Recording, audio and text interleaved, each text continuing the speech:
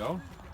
Are you filming? Yeah. So We Ian read Anderson, period 2, Brook, and David Tschida, period 6, Hammond read period 6 Hammond. Manhunt, the Manhunt. 12-day chase for Lincoln's killer, by James L. Swanson. It's about the great chase of John Wilkes Booth after he assassinated the great president Abe Lincoln. It's 449 pages long. It was a solid read on one of the New York Times bestsellers. And we're going to get right into it now. So, did anything about the book surprise you? Surprised me? Yeah. Well, I already kind of knew the whole story about him, but with this book, it went into real detail. It included letters about, like, letters from him explaining what was going through his mind at, like, the book, hours before he was doing it, or hours before he was about to assassinate Abe Lincoln, and it was just a really cool new perspective about this story that we know. Yeah. And what about you? I thought it was interesting how there was so many more people involved with the whole thing. Oh, yeah, like yeah. dozens and dozens and dozens of historical figures you'd never even hear about. You'd hear about Booth and Lincoln, and that's about it. But there's his wife, there's General Seward, who got stabbed. I didn't even know that happened. Yeah, There was the farm he went to where they were captured in the silo. Like, there's so many more specific details that you just won't hear about in Mr. Eshley's classroom. That's for sure. Yeah, there was a lot of conspiratorists. Is that the right word? Conspirators. Conspirators along with him. Like at the time where he was supposed to kill Abe Lincoln, there was supposed to be 4 other assassinations happening at that same time, but none of them ended up happening except for his, and he paid the price. And just the sheer amount of the sheer amount of people that helped Booth with his, like, final plan that were punished was crazy. Like, this housewife was hung for, I don't even know why. It's just crazy. Like, the depth of the whole plot is just something you don't hear about every day, and that's for darn sure. Well, it was over about 150 years ago. Yeah, you're right about that. Yeah. Look at this scene, though. Gorgeous, lovely. Gorgeous. Watch out for that tripping hazard up there. Tripping hazard. But the main question of this discussion, holy That's really crap. muddy.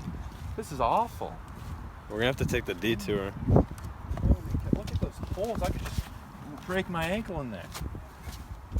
Okay, the main discussion that we're supposed to be talking about right now is its relevance to our world today, which is really hard to come up with if you think about it for a book about Lincoln's assassin.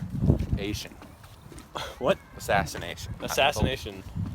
Well, it was Lincoln's assassin too. Well, yeah, you're right about that. But I mean, how is it so muddy everywhere? This is just Water. gross. Water. Oh. Okay, well, what do you think is... Yo, bro, you getting this? Yo. Alright, so I think the relevance of this book is obviously to give a little insight to what happened, but also to, like, maybe, because at the end he talks about, like, all the documents and diaries and stuff. It's really just to, like, show how there's a little more to every bit of history that you learn. Oh. There's always something that's hidden behind the doors that you don't really know about.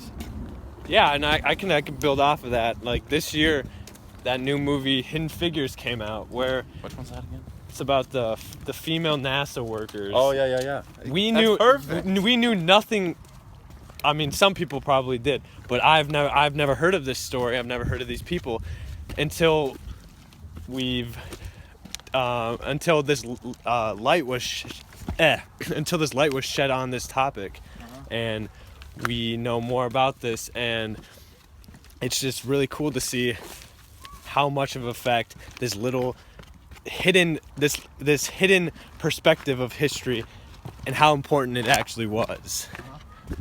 And also, it can be relevant to the modern times by obviously bringing to light things that you never would even know about, and being able to grasp old ideas and old things that happened, especially like atrocities like genocide and murder and famine, such as the Armenian genocide, for example. Most people didn't even know about it until, what year was it, like 2002, when it was formally recognized by the world, where millions were like... We should turn back. Huh? We should turn back. Turn back? Yeah. Holy cow. Yeah, where it was recognized that millions of people were killed, which is obviously something that should be prevented in the future. And the best way to prevent something from happening again is to educate the world of its occurrence. So that's what I think the relevance to today is. Well, I have one more to build off of, actually. Alright. So like back then during this time, we were really, the whole like nation was just getting out of the Civil War. And actually no, it was still, Civil War was still, no it was. No, Yeah, it did end. It did end. And then you could kind of connect that to just this past election. Like this election divided us so much, right? Mm-hmm. Wouldn't you say? I'd definitely say so. And just to think about, some people think that our president right now is not the greatest. Just like, why did I choose to go this way? Yeah, you have actually really nice white shoes, and I have these. Oh my God, they're ruined. No, they're not. I didn't even get anything on it. I'm going the other way. All right. But some people think that he's not the greatest president. And back then, John Wilkes Booth didn't think that Lincoln was great at all. And other people thought that too.